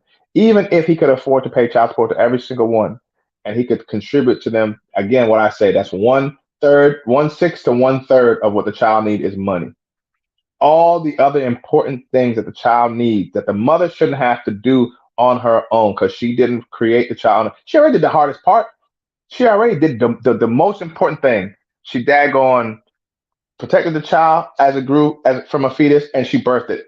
Why should she have to turn around and do everything else after that? The man should be excited to get involved and contribute something because all he did to the point of birth was donate 1 sperm in the easiest, most pleasurable possible thing that a man could do. You should be excited to get in there. Tom Brady, you should be excited to get in there and be a part of raising the children that you produce because you've done, for all intents and purposes, but what we could see so far, virtually nothing. You just left the children to your wife to take care of. All the nose wiping, all the singing songs, all the comforting. I watched my wife do something beautiful this weekend. We have a young second cousin who unfortunately has lost her mother, and my wife, even though she was a little bit tipsy, took some time to ask her how she was doing, if she's okay, and then sat down with her and hugged her and just held her. And she said she was missing her mom. Of course, she's missing her mom. Her mom has passed away. Any young child, boy or girl, will be missing their mom and don't have the words to explain what they're going through. And my wife stepping up to the plate, it takes a village, being there, talking about the important thing, and something that I'm not particularly good at, asking a person about their feelings, but my wife, who is much better at it, doing what she does, even if she's been drinking, say, hey, how are you feeling? What's on your mind? What's going on? How can I help you? What are you thinking that you're not saying? Let's just hug and make a connection and just feel the love while we can, even if we're not saying anything. Child support doesn't cover that. That moment was so special. That's something my wife did. I'm so thankful that she's in our family, that she could provide something like that, because I wouldn't do that. That's not something that I'm just not. I'm more of a stoic person. I'm more of a tell me the problem, I'll work on fixing it. But that emotional connection thing that my wife is very good at was so important for my second cousin, being a young lady and just dealing with the loss. And her father, who may be like more like me, he's my cousin, so maybe he's more like me, not really that whole emotional connection kind of guy. And my wife was able to make that connection. Tom Brady's children need that also. All children, all people need it, right? Look at all these people who are going through mental health counseling. All of us need someone who's able to make that emotional connection with us. And it's our parents' responsibility to do it until we're old enough to choose our own partner. So why is Tom Brady not willing to give up a game, even though it's his career, to go home and make that kind of connection with his children? Why does someone else have to do it for him?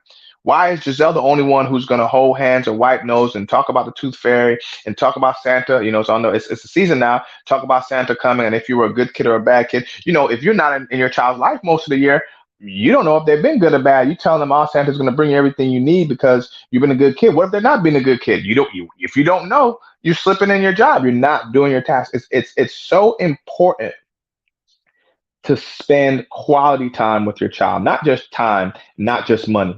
And I always talk about how important money is, but there are things more important than money. And spending quality time with your child is so much more important than money. And I don't think Tom Brady's playing for money, because unlike Aaron Rodgers, he didn't demand $50 million a year.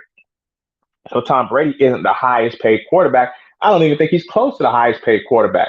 We got Patrick Mahomes, just got a $500 million deal last year. We got Lamar Jackson waiting to get his $500 million. We got a couple of these other quarterbacks, of course. The aforementioned Aaron Rodgers just got paid $50 million. I think that's a $250 million deal. We got a lot of quarterbacks out here getting paid a lot of money. I don't think Tom Brady's one of them. So he's not playing football still for the money. Unless you're saying, well, because football gives him the endorsements that he needs, and he's getting a lot more endorsements from, you've seen all those daggone commercial Hertz. Tom Brady plugged into Hertz and a couple other commercials. I don't think he's doing it for money, though. I don't see the dollars.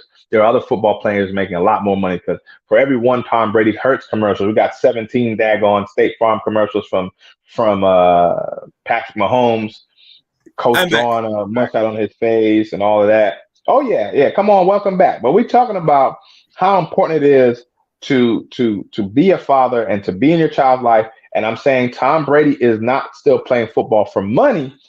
There are other quarterbacks who make a lot more money than him. So what is it that is so important to him that is, well, not so important to him, but how could he possibly make the calculation that football is more important than his children? And he's wrong for that. No matter what he thinks, he's dead wrong for that. He needs to be home with his children, giving them his full, undivided attention. 100% of the time. They need to be his first thought when he wakes up and his last thought when he goes to sleep. And he needs to be actively working on those thoughts every moment of the day. He needs to be at all the recitals, all of the whatever the hell they're doing, ballet or gymnastics or basketball or football. What if one of his kids wants to be a football player like him? He, of all people, knows how hard of work they have to do. Who better to prepare them? Wait, Dr. Black, stop for a second. Tyrone, can you hear me? Yeah, I can hear you. Yeah. You're not a football fan, right, Tyrone? No, I don't really watch sports, man. You know that with Tom Brady, that just now divorced his wife for 13 years. Like it's like probably the end of October or first week. It's been a while that we have this conversation because a lot of dudes come talk about marriage and how marriage is this and that, right? That do you think in your mind that he, as a man that's been married for a good while now, and his wife wanted him to ask for requests, and he reneged on his request, you think is really she validated that she should divorce him? Can a man go back behind his promise? Oh man, that's see, the way I look at marriage, man, marriage is a complicated issue, right? And every marriage is different. So socially, we created this institution where people come together and they have children and grow wealth and all this kind of stuff and have babies and all that kind of stuff. But if people just don't get along, they don't get along. And in this institution, it is designed to where you go through the court system and people are due certain amounts and all this kind of stuff. So all of that can be argued, but the core of it is those two people grew apart. They don't, they can't live with each other no more, it sounds like. So however it turns out, if she gets money or he don't pay or whatever, that's the system, dictating, who deserves whatever. But as far as them breaking up. Hey, real quick, excuse me. Hello, caller. Thanks for joining the show. You don't sound familiar with Tom Brady. You say you don't watch sports, but we said earlier in the show that Tom Brady is making less money than his wife. So even though he's worth $400 million as a football player, his wife is a supermodel worth $500 million, $500 million, and so it's highly unlikely that he's going to have to pay her anything because she makes much more. If anything, he'll be paying child support. But so you think they might have grown apart? But what about my point that? You think they might have grown apart, but what about my point that from what we can tell on the outside, she's been asking him publicly, not just privately, but the articles have come out that she's been asking him to retire from football and stay home with the family for years, for like 5 years. And since he's won a football and he's won a championship 2 years ago and he still hasn't retired. He retired last summer for 45 days and came back, which seems to be the beginning of the end because, again, they have both spoke in public how she wants him to retire and spend more time with family. What do you think? Do you think it's his responsibility when his wife, even if they're not really tight anymore, but do you not think it's his responsibility as a father to accept the request of his family to give them his full undivided attention? Well, if we're going solely based off the way that this system is designed, that I understand it, the person in the relationship that makes more money is responsible whenever you break up. So if she's making more money than him, maybe he had some type of responsibility to his children, depending on how old they are, or to contribute to the household or whatever. But I don't think that he should pay her anything if she's making more money than she is. Right. So we're not talking about money. We're talking about his responsibility as a father. For all we could tell, he's not paying anything. She makes more than him. That's not the issue. The comment I've been saying is she seemed to have finally divorced him begrudgingly because he won't give the children his full attention. Football gets his 1 through 10, and the family is left to see him whenever he see him. Is that a man's responsibility to care for the family? We're not talking about paying her. We're talking about caring for your family, being there. How old is Sharon? Good question. I think the oldest is like 15, and the others like around. Yeah. He got a couple young kids. Yeah. The youngest is like 7. It's like between 7 and 14. They had 3 kids, and it's like between 7 and 14. They're all in school. It's his obligation to contribute to his children. If he doesn't do that, then he's just a piece of crap.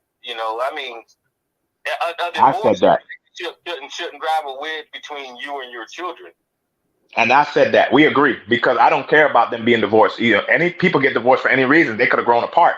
But what we can tell from the public information, we don't know. We're not in their relationship. But publicly, what we can tell is she's been asking him to stop playing football and spend time with the family because he's such a committed person to football. You have to be the GOAT. He's the GOAT. He's the best football player ever.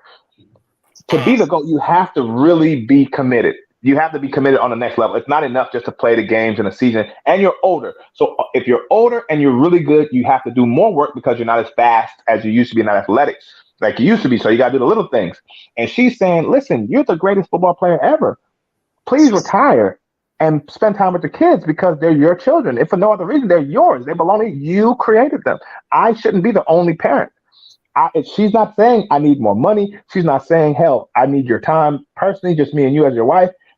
What we can tell her public statements were about the children and him not spending time with them. And I totally agree that he's a piece of crap if he can't give up a sport that he's been in for 20 plus years for his children. That's the number one reason. That's the only reason you should give something up. But if you can't do that, you're not a real man, in my opinion. And going back to the system again, without talking about the money and all that kind of stuff, if the court system can mandate visitation or mandate whatever time is prioritized with his children and all that kind of stuff, then maybe she should seek that angle, you know, and making the father spend time with his children. Because, I mean, if you have to go that way, then that just shows that he wasn't interested anyway. But if she's going to go through the court system and do whatever she's going to do, then maybe there's an option for her to actually get the judge to decide that, you know, you on the weekends or this day of the week, you need to spend time with your children. Maybe that's an option. I don't know. Yeah, that's probably an option. But I think what I was saying to Chaos earlier was it's going to be the stepdaddy's job. The stepdaddy's going to come in there and be a full-time dad to those kids. The stepdaddy's going to say, wait a second. Stepdaddy's going to say, wait a second. All I got to do is... He's going to step up and raise those children. But think about it. You think about the stepdaddy. He's going to come in there and he said, all I got to do is lay up here with this $500 million supermodel. And she's a little older, so y'all might say she's not a full supermodel no more, but she still made supermodel status. I got to lay up with this fine supermodel all day. And all I got to do is take these kids to a couple of recitals and they ain't even mine. Hell yeah, I'll be the stepdaddy. Think of a lot of stepdaddies do all that for less. There are a lot of stepdaddies who girl ain't got no money. They got to be the stepdaddy and they got to pay for the girl. Whoever comes in next is getting all the financial support he could need and some. He got nothing but time. He can get all the cars. He's like, baby, she said, baby, can you please take the kids to softball? All right, I'll take the kids to softball, but I need you to buy me this Land Cruiser because I always wanted a Land Cruiser. No problem, baby. We'll get the Land Cruiser out here. Think about that. You know what I'm saying? The stepdaddy is going to have the best of the best of the best. For all these brothers out here who are coaches and who are taking care of other people's children, and the poor woman, the ex-husband left a woman with no money or no career or no nothing, and she's clawing from the ground up. Tom Brady's wife, Miss Gisele, is coming with everything you could need. All she's asking for is to be a man to the children. Man, whoever that stepdaddy is just hit the lottery and some. The lottery is less than what she makes, but you really hit the lottery if you can get with her. Because man, you ain't gotta get no job. You ain't gotta worry about giving up your hobbies because the kids are kind of, mature enough. You can still do all your stuff while they're at school, right? You can do whatever you want while they're at school. Then you go spend some time with them in the afternoon, maybe help with the homework, and then you get all the best vacations. You get all the best vacation spots. You get all the gifts. Imagine Christmas. Imagine if you're just a regular dude, you're a teacher. You start dating her. Man, she gonna buy you diamonds and cars and man, sugar mama time a million. I'm telling you, Tom Brady's a fool. Hit the jackpot. You're absolutely right. Jackpot. I mean, and that's assuming she's a decent person. We have no reason to think she's not a decent person. We've never heard no stories about her cheating, her hitting the streets, blah, blah, blah. She's a supermodel, but she doesn't have negative stories surrounding her. So for all we know, she's she's Brazilian. I mean, come on. She's Brazilian. So she's a relatively quiet home kind of wife. Man, if you could land her, man, you hit the jackpot. Ain't nothing you can't have. And then she's going to love you because you're doing the one thing her ex-husband wouldn't do, look after her kids. A lot of women want that. A lot of women just want a man who's going to support her and her children. That's the easiest, oldest request a woman's ever asked a man. Help me with the kids. And Tom Brady could do, and then his damn kids. That just blows me. It upsets me to no end that he won't look out for his own kids. And then to your point, caller, imagine the court having to force you to spend time with the kids. I don't think she would do that. Because think about your mom. Would your mom force you to go spend time with your dad who doesn't want to spend time with you? Your mother would rather you stay home with her before she makes you spend time with somebody who doesn't want you. Imagine how that's going to be. And then some moms do this. They do force their kids. But a lot of moms are like, I'm not going to force my kid to go over there and be with their dad. If their dad don't want to be with them, don't want to hang with them, don't want to have a genuine relationship with them himself, stay with me. I love my kids. He ain't got to love them.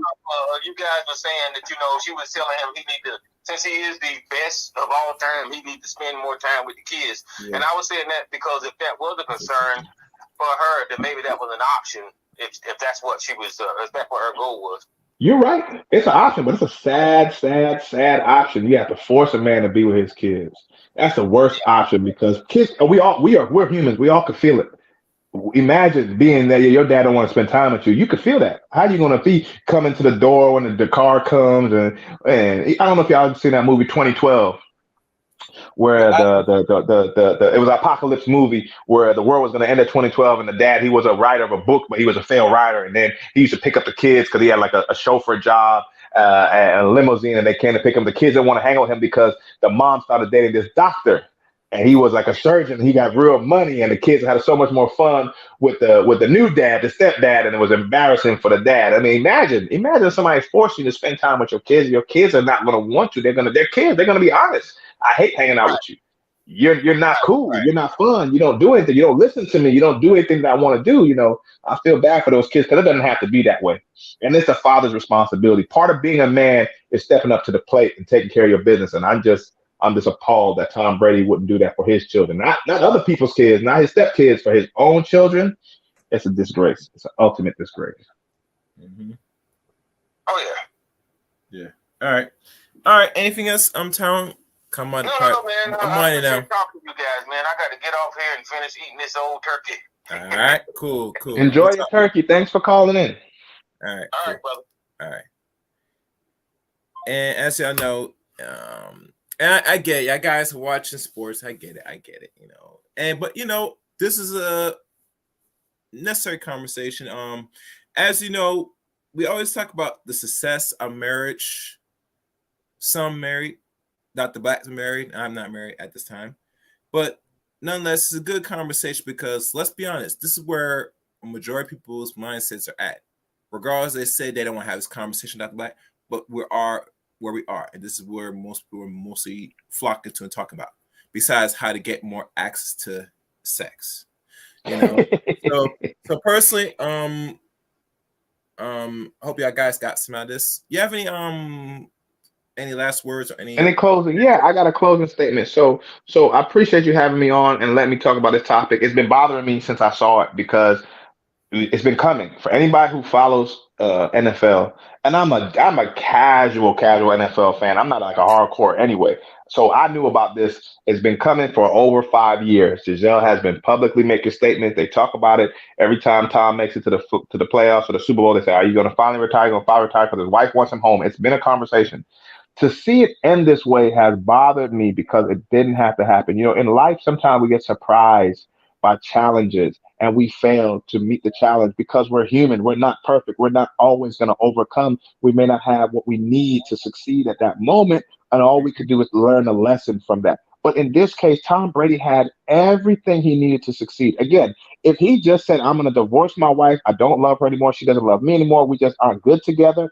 But I am stepping up to spend time with my kids." Or if Gisele said, "You know, me and Tom going our separate ways, but thank him for really being a great dad." Like some other people, it's in relationships. If you look at Will Smith, recently his ex-wife came out and said how good of a father he is, even though the two of them couldn't work it out. And that happens.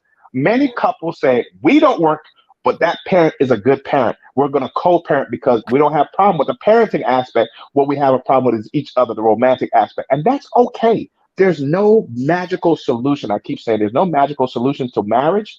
Some couples make it based on the fact that they've got good chemistry, but good chemistry is not guaranteed forever. There may come a time where you recognize that your chemistry is no longer good and you decide to go your separate ways. You don't have to stick together.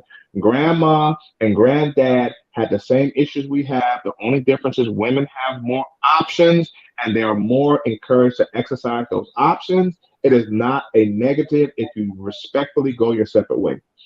But for Tom Brady to see this coming as a professional athlete, as the GOAT, and still ignore the most reasonable request of a wife to say, "Please be an active father to your children." Personally, as a person who worked hard to be in my daughter's life because her mother and I aren't married, as a person who is a stepdad who is really happy and really enjoys caring for my younger daughter and the relationship that we have and the work that I put in to have that relationship, it blows me. It really hurts me deeply to think that Tom Brady is failing so hard in something so simple. And especially when black men are always constantly ridiculed and belittled and hated on for failing to be fathers. I don't see anything like that coming out to Tom Brady, and I'm not saying that we need to be nasty to him, but it needs to be recognized that what we say about black men not being fathers is not a black man problem. It's an American problem. A lot of Americans grow up in split household or in single parent household. Everyone focus on black women being single, black women being single. Black women are as single as every other race, between 32 and 38%. Black women might be 38%, but white women are right there at 36%, and Asian women are right there at daggone 29%, and Latino women are right there at 30%. So it's not a huge gap. That means a lot of men are out here not being father to their children. I don't know there's a solution. I don't think there's a solution to staying married either. I think the solutions exist in when you're getting into marriage, when you're preparing for marriage, when you're getting to the fiance stage, make sure you've found someone that you're truly compatible with. I don't know if Tom was ever compatible with his wife, because I personally can't imagine being married to a Brazilian supermodel and not quitting football for her. It makes no sense to me. I don't know. Other people got other things going on. Other people might look at it differently, but I can't imagine. I love my wife as she is, and she's not a Brazilian supermodel. So I can't imagine having a Brazilian supermodel and be like, yeah, you know what? I want to go hang out with these dudes all day, playing grab ass with these dudes all day and getting tackled by a bunch of dudes. I would much rather go play tackle with my wife. That's just me. Hey, to each their own. So we need to stop with the stereotypes of black men not being fathers, because it's a thing these days. It's an American thing. A lot of American men don't value fatherhood. They don't value being a father. Or in a lot of cases of African American men, they're much better fathers to other people's children as coaches, as teachers, than their own children. It makes no sense to me. All these great brothers out here taking care of teams, being a stepdaddy, but they're not being a daddy. How could you be a good stepdaddy but not a good daddy? That makes no sense to me. You know what I'm saying? Right. Being a good daddy should come first, and being a stepdaddy should come second, if at all. You can't be better to your stepchildren than you are to your own biological children. And the fact that you don't get along with their mother, that's not nobody's fault. That's not your child's fault. That's your fault. Get it together, swallow your pride, be a man, take care of your responsibility. Black men, yes, and Tom Brady and everybody else, take care of your children. Stop leaving it for the community and for the government to do, because the government's not doing a good job. We don't have stronger, better men in the world because so many people are growing up without fathers. And Tom Brady about to put his kids in the same mix, except for obviously Gisele is super wealthy and she's going to find a good man to help her. But she shouldn't have to. She should have had one from the get-go. And our society is worse. Look at what's one of the reasons why mental health is so high. It's not only COVID, is a lot of people are depressed because they never spent time with their father. They always feel a gap, a hole in their spirit. They need that kind of connection, and they can't have it because their father couldn't be bothered. I'm very lucky. My father was in my life my whole life. He's always, been there. He's still married to my mom. I'm very fortunate. That's why I'm able to talk about marriage. My parents have been married for 49 years. I'm very lucky. I don't have other friends that are like that. I don't know anybody else whose parents have been married that long to the same person and the whole nine. There's millions upon millions of people who don't have a two-parent household. Or if they have one, it's from a divorce or something like that. It's obscene. As men, we got to expect better for ourselves. I'm going to this last thing. I'm going to this group dinner for Christmas, the annual 100 Men Gala. So in many cities out there, and you can check it out on Facebook, 100 Men of America, but there's some in different cities. There are many cities that have these 100 black men, and it's basically black men standing up for the community, black men saying we're going to support the single moms out there. That was the first thing that they said when I went to their last year's gala. Okay. We're going to support single moms. If you're a single mom and you're raising a son or a daughter, we're going to be there. We're going to have the conversations, coaching, academics, help them to get into a scholarship, so on and so forth. My thing, I want to bring the military aspect. A lot of people out there don't understand the benefits of the military. I want them to help understand that so that they could choose the military if they want, because the military has so many benefits. For 4 years of service is nothing in the grand scheme of things. And so I really believe this. I really stand up for this. I'm really committed to this, being a good father to the children that I have, and helping other people understand how important being a father is. And Tom Brady is another example of a disappointment in our society. But there's good examples too, and I want to be one. And when you get your turn, I know you'll be one. And we just got to keep on encouraging people to do their job. You know, being a man isn't just being in charge, right? Being a man is taking care of your responsibilities more than being in charge, and that's my issue with Tom Brady. Yeah. Being a man is not an easy job, man. Every day you wake up and go out that world and you hope that you come back out unscathed, but that's not the case. But good conversation, Dr. Black. We're gonna do this again, and for let people know, we might do more of a little short series of these things, you know, because let's be honest, throughout social media and digital space, a lot of people are very much gravitated by people that have more money than us, that are calling it quits, and we're going to go in and see why, what could have been better, what could have been done better, all that stuff. Because let's be honest, Dr. Black's book, that eventually will come, hopefully God willing, in a year or so or two.